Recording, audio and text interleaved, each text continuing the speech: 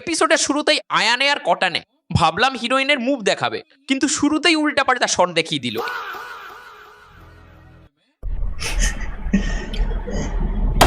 এগুলো কেন রে? এরপর কাজী ছেলে কাজসি ঢুকে পড়ে। ও ঢুকতেই আয়ানে আর কোটানে বেরিয়ে আসে। হিরো আসতেই বিশেষ করে আয়ানে জিজ্ঞাসা করে, আমি যে জিনিস আনতে বলেছিলাম সেগুলো এনেছো তো, নাকি ভুলে গেছো? এই কথা শুনে হিরো মাথা চুলকাতে থাকে। মনে হয় একদম ভুলে গেছে, তবুও নিজের মতোই দাঁড়িয়ে থাকে। হাসছিস কেন? লজ্জা নাই? নায়িকা বলে, যা হবার হয়েছে, চল গোসল করি। ভেতরে একটা ছেলে আছে, এইটুকু ভাবনাও না করে দুজন মেয়ে দরজা খুলে সোজা তাকে গোসল করতে দেখে ফেলে। ও ভেতরে আছে কিনা জানি না, কিন্তু তুমি যা করছো দেখলে বুকটা কেমন ধক করে। আয়ানের রাখা সব সাবান নিজেই মেখে ওই লবণ পানিতে গোসল সেরে ফেললেই।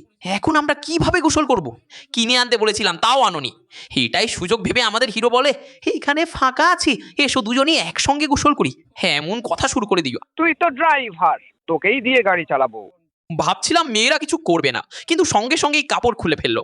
আয়ানে বলল, ঠিক আছে সরে দাঁড়াও, আমি ভেতরে আসছি। এই কথা শুনে ওর হঠাৎ লজ্জা পেল। বলল, না না আমি আসছি না, আগে মাথা ধুয়ে আসি, বলে সোজা চলে গেল।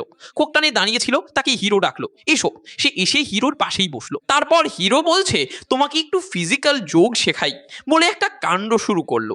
সেটা আমি মুখে কিভাবে বলি।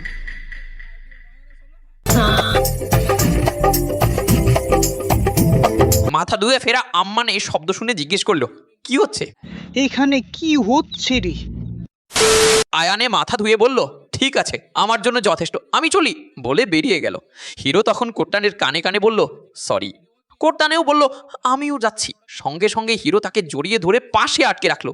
কানের কাছে ঝুঁকে সঙ্গে সঙ্গে হিরো তাকে জড়িয়ে ধরে পাশে আটকে রাখ কানের কাছে ঝুঁকে কানে কানে বলতে লাগলো, তুমি খুব সুন্দর। সত্যি যে খুব সুন্দর। বলছে দেখেন, সবাই তো একেবারে মজা করে বলে, বানিয়ে তোমাকে বানিয়ে দেখে গল্প কখনো জুড়ে মেয়ের মতো দিচ্ছে। ভাবিনি, কিন্তু আমি তা বলছি না, আমি সিরিয়াস। এইভাবে নানান কথা ঘুরিয়ে পেঁচিয়ে শেষে কিভাবে যেন পুরো আবেগ ঢেলে দিল। আরে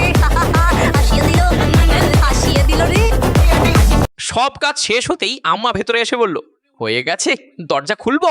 দরজা খুলতেই হিরো বলল, না না না, এখনো না, এটা শেষ করে বের হবো। আম্মা বলল, ঠিক আছে, ধীরে আসো।